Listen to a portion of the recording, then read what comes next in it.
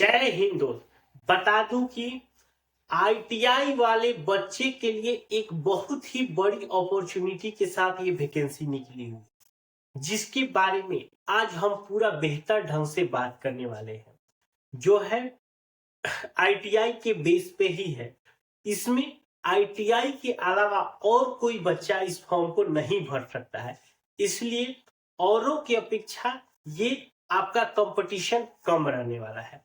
ये वैकेंसी कितने पद पे है, क्या एज मांगा जा रहा है, फॉर्म कब से कब भरे जाएंगे, क्या फी लग रहा है, सिलेक्शन करने के इसके में क्या प्रोसेस दिए गए हैं, उसके साथ साथ फॉर्म भरने के लिए आपको क्या जरूरी डॉक्यूमेंट्स चाहिए, वो सारी चीजों को हम पूरा बेहतर ढंग से बताने वाले हैं। तो जो भी लोग हमारे चैनल पे पहली बार है वो हमारे चैनल को जरूर सब्सक्राइब कर ले। देखिए, ये है बिहार टेक्निकल सर्विस कमीशन, जिसको बोलते हैं बीएससी। ठीक है, इसका शॉर्ट फॉर्म। इसके तहत ये भर्ती निकाली गई है, जिसका नाम है वर्क इंस्पेक्टर, मतलब काम का निरीक्षण करने वाला। मतलब अगर लोग काम कर रहे हैं उसको आपको निरीक्षण करना है कि काम वो सही हुआ है या नहीं हुआ है, और उसके लिए भी ये एक स्पेशल सरकारी आपके संस्था के तहत ये वैकेंसी निकाली गई है, जिसमें 1114 भर्ती निकली हुई है। जी हाँ, जिसका ऑनलाइन शुरू हो चुका है 5 दिसंबर से, और 5 जनवरी तक आप इस फॉर्म को भर सकते हैं। यानी कि फॉर्म भरने के लिए आपको 1 महीने का समय है। फॉर्म का जो फी है सभी के लिए आपका 100 रुपए चार्ज रखा है, जो कि बिहार गवर्नमेंट ने ये अच्छी काम किया है कि सभी के लिए 100 रुपए। अब जो मेन बात आता है, जो क्राइटेरिया है 10th प्लस आईटीआई। अब इसमें कुछ लोगों के लिए बहुत ही खुशी की बात हो जाएगी और कुछ लोगों के लिए बहुत दुख की भी बात हो जाएगी। क्यों, समझिए। इसमें आईटीआई मांगा गया है, लेकिन आईटीआई किससे मांगा गया भैया? तो जो ड्राफ्टमैन किया है, जो सर्वेयर किया है और जो प्लम्बर किया है, मात्र इन 3 ट्रेड वाले के लिए ही भर्ती है।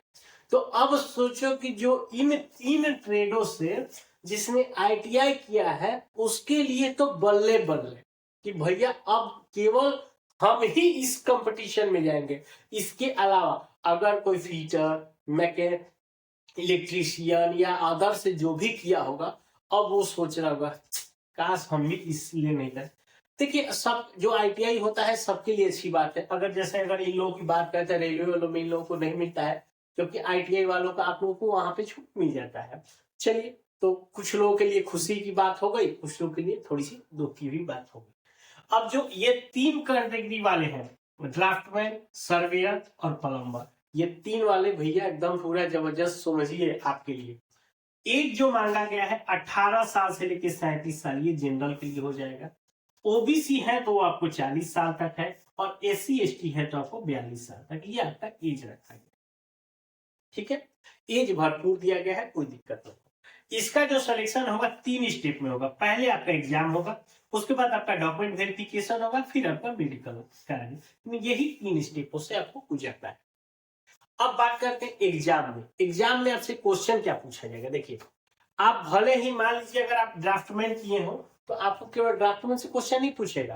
अब आपको सर्वेयर के भी बारे में जानना है और प्लम्बर के भी बारे में जानना है। जो प्लम्बर वाला है उसको ड्राफ्टमैन के बारे में जानना है, सर्वेयर को भी बारे में। यानी कि कुल मिलाकर अगर आप किसी से भरते हैं तो 20 क्वेश्चन आपके ड्राफ्टमैन से रहेगा, 20 क्वेश्चन सर्वेयर से रहेगा और 20 क्वेश्चन प्लम्बर से रहेगा।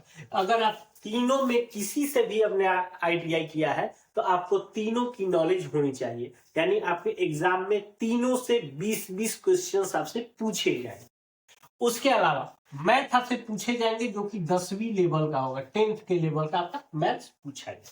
उसके साथ 20 क्वेश्चन जो होगा जीके और जनरल अवेयरनेस से, यानी जीके जीएस से रहेगा। कुल मिला के आपके 100 क्वेश्चन रहेंगे, 100 मार्क्स और 2 घंटे का समय रहेगा। यही आपसे एग्जाम में पूछे जाने वाले हैं।